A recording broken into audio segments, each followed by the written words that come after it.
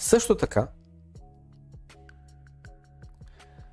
се примахна един голям инвестиционен и операционен риск за биткоин, който преди това ние имахме предвид. Само забележете, отново, това са Fidelity, не виждаш 6,2 трилиона, те не са тъпи, нали? И са го виждали това като голям риск. Инвестиционен и операционен риск за биткоин. За какво говорят? За потенциала за Nation State Attack, кой означава определена държава, в случая говорим за Китай, да атакува мрежата. Защото близо 75% от цялата изчислителна мощ, защитата на биткоин, преди това беше в Китай. There was, in our opinion, кое означава, че според тях, според Fidelity, съответно имахме наистина заплаха от това Китай да поемет контрол над повечето от тази изчислителна мощ и съответно да има потенциал да направи 51% атака, като има над 50% от изчислителната мощ, от хашрейта. Но днеска вече то е ясно, че това не е планът на Китай. Това не е в техните намерения. И фактът, че толкова много копачки се изместиха извън държавата, увеличи, добави къмто сигурността, че това нещо най-вероятно няма да се случи и в бъдещето. Тъй като ако бяха задържали копачките при тях, нали, после да могат да изригнат с копачките и ги пуснат, и айде, сега ще направим 51% атака.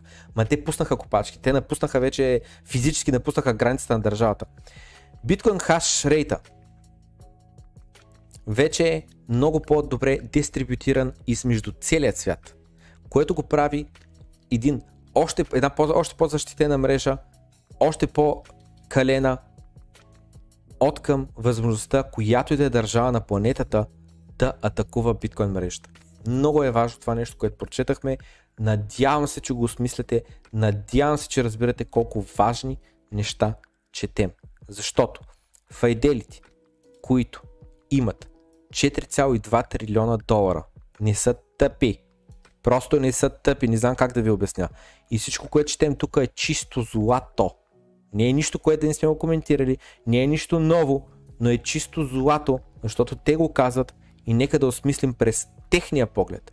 Какво казва техния поглед? Те са притежавали прямо няколко количество биткоин и са го шилвали на клиентите си, но не биха си позволили да локират твърде много пари в биткоин. Защо? Защото във всеки един момент потенциално Китай може да скочи, да разбие вратите на миньорите и да им каже: арестувани сте, копачките ги приватизираме, пускаме 51% атака срещу биткоина, спираме мрежата, цената на биткоина на момента ще се срини не с 80% като при мечи пазар, с 99% ще се срини цената на биткоин. Ако това нещо се случи. Ако утре има 51% атака, аз не се шегувам, ако утре има 51% атака на биткоин, утре се направи това нещо. Цената на биткоин за един ден с 50% ще падне. За един ден. Поне с 50%. Знаете ли защо? Защото това ще докаже, че биткоин е vulnerable, нали, уязвим. До момента никога успешно не е бил атакуван биткоин с 51% атака. Никога. Утре случи ли се от нищото, така, защото ще изненада, нали? Защото преди това, в Китай нещо туилно и може да се очаква. Но утре, ако случай така от нищото, това означава, че ние сме изтървали, че някой има ужасно много хашрейт. На момент ще се средни цената с 50%.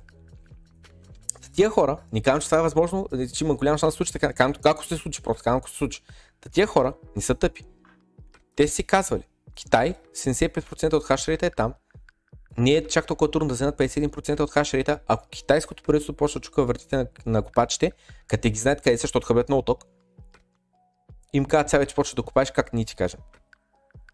И само забележете, това е много важно да се промисли, да се осъзнае.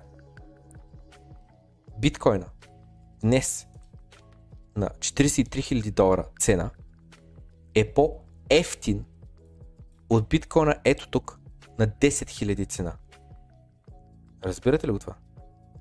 Защото ето тук, на такава графика, на 10 000 долара, биткоина беше зависим от Китай. Биткоин беше уязвим от Китай. Твоята инвестиция в биткоин, независимост, която ти дава, децентрализация, никой не може да пипни, реално си на 100% зависим от китайското правителство. Което е чиста теория. Те ще се възползват ли от това, че физически са копачките вътре в държавата или няма да се възползват? Никой не знае в него момент. Но това, което знаем днеска на цена от 43 000 долара е, че правителството на Китай е невъзможно да вземе контрол над мрежата. Нямат машините, нямат хашрейта. Вече това е невъзможно.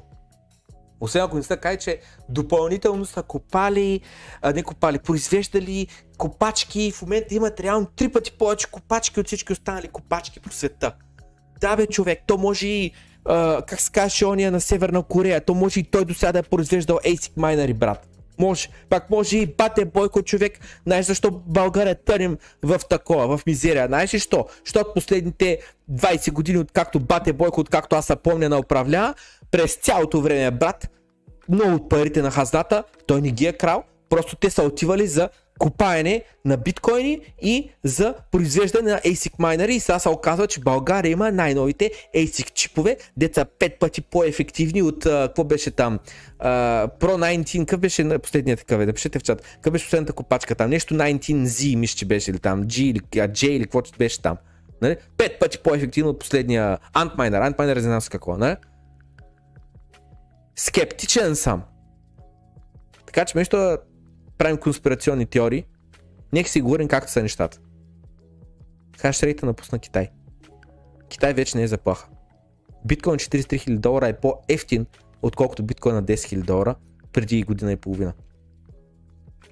И знаете ли защо е по-ефтин? Защото не трябва да гледаш тая цифричка. Много път съм коментирал. Тая графика, всяко дете, трети клас, може ти каже 43 000 ли е по-голямо или 10 000. И ако твоята инвестиционна теза, дали това е по-добра покупка, биткоин на 43 000 или биткоин на 10 000, може и едно дете да я калкулира, означава, че нямаш някаква алфа. Означава, че нищо не разбираш. Разбираш колкото детенце на трети клас. Толкова. Никакъв еч нямаш, никакво предимство. Така че нека ти дропна сам knowledge, дет се казва. Risk-reward ratio.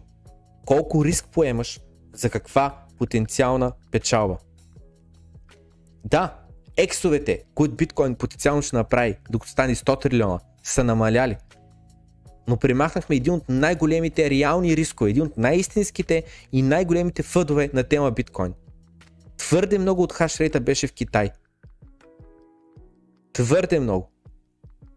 В момента един голям товар от биткоина се премахна. И това сега в момента какво си плямпа, може да няма значение. Но знаете ли какво има значение? Това, че Fidelity го мислят и това, че го казват на всичките инвеститори по цял свят, които зяпат с отворена уста, какво ще каже Fidelity Digital Assets.